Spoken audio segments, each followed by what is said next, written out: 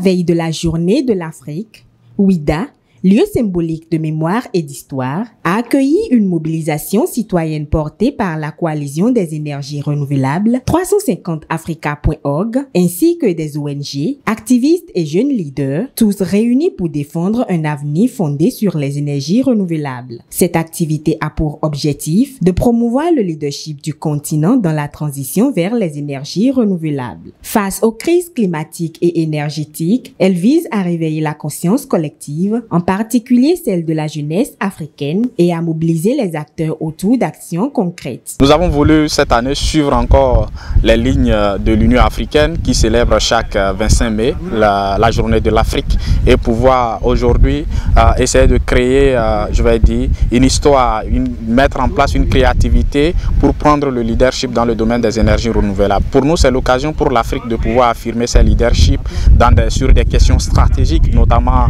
les questions d'énergie renouvelables qui sont des énergies durables aussi, parce que nous sommes aujourd'hui en période de crise climatique et de crise énergétique. Et l'Afrique dispose de diverses potentialités qu'elle peut exploiter. Et donc c'est l'occasion pour nous de rappeler aux décideurs, de rappeler à chaque Africain que nous avons les potentiels nécessaires pour pouvoir prendre le devant, pour pouvoir orienter le monde entier sur la ligne des énergies durables.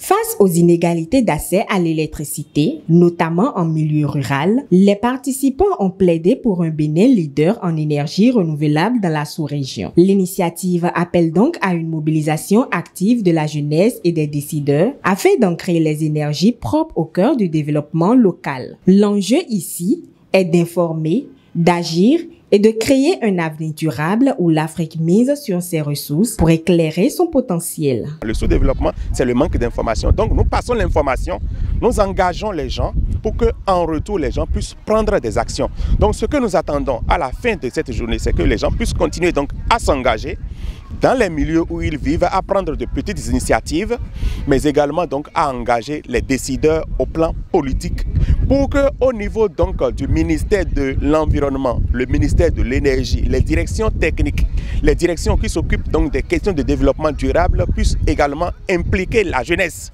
Parce que la jeunesse représente une force aujourd'hui et représentera une force demain également. L'Afrique, forte de sa culture et de sa relation respectueuse avec la nature, n'a jamais eu besoin des énergies fossiles. En célébrant la journée de l'Afrique, les participants ont mis en lumière la résilience du continent et son potentiel naturel pour un développement durable. Ce retour aux sources invite à valoriser les ressources propres, comme le soleil, véritable pilier d'une transition énergétique africaine. L'Afrique n'a jamais eu besoin des énergies fossiles. L'Afrique n'a jamais eu besoin d'ailleurs même du plastique. Nous avons tout ce qu'il faut. Nous avons toujours respecté la nature et nous avons toujours vécu avec la nature. On exploite la nature dans le juste milieu.